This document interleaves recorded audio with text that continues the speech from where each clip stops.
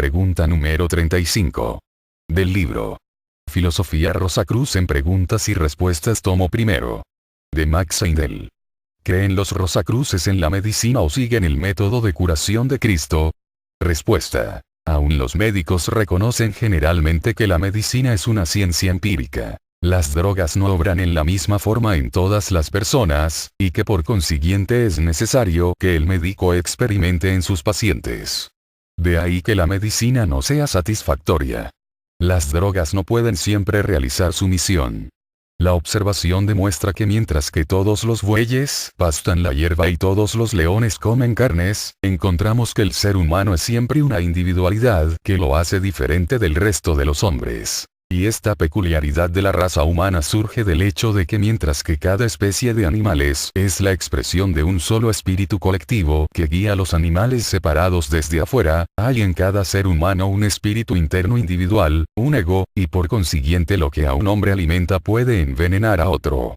Únicamente cuando la medicina toma esto en consideración puede ser de valor real en todos los casos, y el medio de encontrar las peculiaridades del espíritu del paciente es hacer su horóscopo, para saber en qué momento será más propicio el administrarle las drogas, dándole las hierbas apropiadas a su debido tiempo. Paracelso lo hacía así y por consiguiente siempre obtenía éxito con sus pacientes y nunca cometió error alguno. Hay algunos que emplean actualmente la astrología con ese objeto. El autor, por ejemplo, la ha empleado para el diagnóstico en muchos casos. Entonces siempre ha podido ver las crisis del paciente, las pasadas, las actuales y las futuras, y en esa forma se ha encontrado en situación de aliviar mucho a personas que sufrían de diversas enfermedades. La astrología debiera siempre emplearse con tales fines y no degradarla para ganar dinero, porque como todas las ciencias espirituales, debe emplearse para beneficiar a la humanidad, sin tener para nada en cuenta el dinero.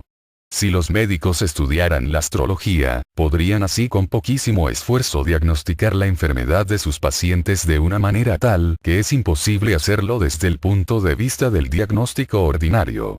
Algunos médicos ya van comprendiendo esto y han descubierto que los cuerpos celestes tienen una influencia sobre el organismo humano.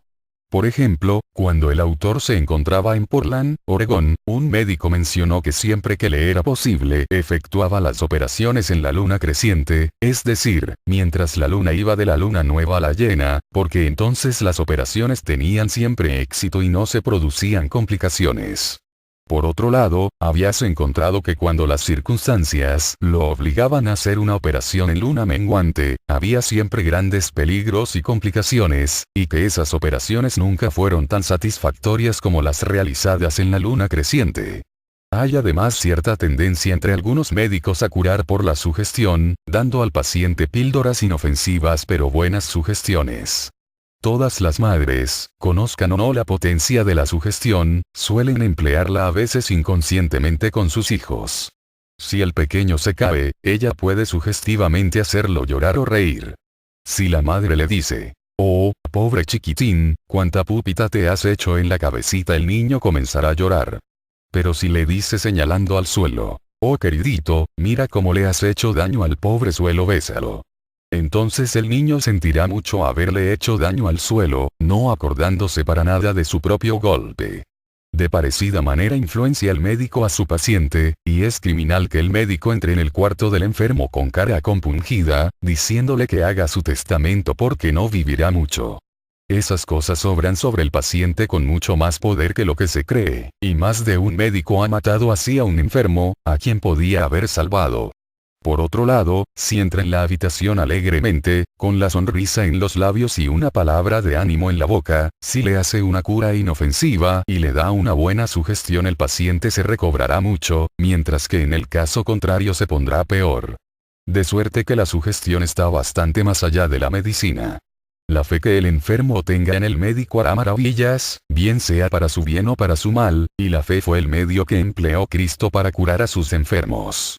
Si el preguntante estudia los casos en los que Cristo curó a los enfermos en la Biblia, encontrará que siempre había una pregunta concerniente a la fe del que buscaba curación. A cada solicitante le decía Cristo, de acuerdo con tu fe así sea. El escepticismo destruyó hasta su poder, y esto es quizás más evidente en el pasaje donde se cuenta que yendo a su ciudad nativa, se encontró con que un profeta no es honrado en su propio país. Esta historia se relata en el capítulo 13 de San Mateo, así como por San Marcos, y es muy significativo que el último versículo del capítulo citado diga que él no hizo exteriorización de su poder debido a su incredulidad. San Marcos nos cuenta que debido a la incredulidad del pueblo él solo pudo curar a muy pocos enfermos poniendo sus manos sobre ellos. La mente abierta es un requisito esencial para toda investigación y el escepticismo es absolutamente fatal para la adquisición del conocimiento. Como ilustración podemos mencionar el caso, cuando el autor se encontraba en Columbus, hace algunos años, y fue a oír una conferencia del profesor Hislop, secretario de la Society for Psychological Research. El tema de la conferencia era nuevas evidencias de una vida futura. El autor quedó asombrado de que en la conferencia no se mencionara ni un solo punto que no hubiera sido ya dilucidado en los últimos 20 años en los anales de la sociedad citada, a la que aquel pertenecía. Pero la solución la tuvo después de la conferencia, cuando al hacerle a alguien una pregunta al profesor Hislop sobre si creía en los anales de la sociedad contestó: yo no creo en los resultados obtenidos por los demás sino en los míos propios. Todas las evidencias que había presentado habían sido hechas por él mismo. Por consiguiente, solo eran nuevas para él, pero esperaba que su auditorio confiara en su palabra, aunque él mismo no había confiado absolutamente en las ajenas, y como ilustración de cómo obra el escepticismo, dio inconscientemente un lindo ejemplo, cuando relató que habiendo ido un día a ver un medium, un amigo muerto, Richard Hodgson, le habló por intermedio de aquel y el profesor Hislop comenzó a hacerle preguntas que, si bien eran muy sencillas, le costaba a Hodgson mucho trabajo contestar.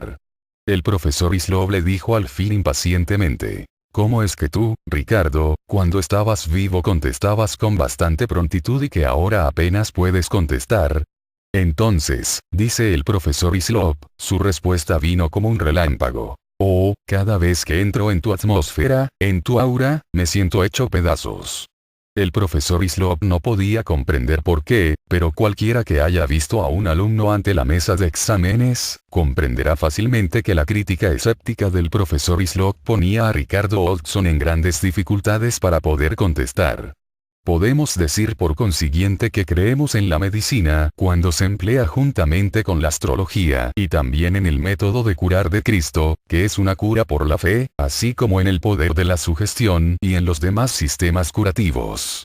Todos ellos contienen alguna verdad, si bien algunos son fanáticos y se llevan hasta el extremo. Entonces pierden su poder para el bien y se convierten realmente en una amenaza para los que de otra manera hubieran salido beneficiados. Del libro Filosofía Rosacruz en preguntas y respuestas tomo primero. De Max Heindel.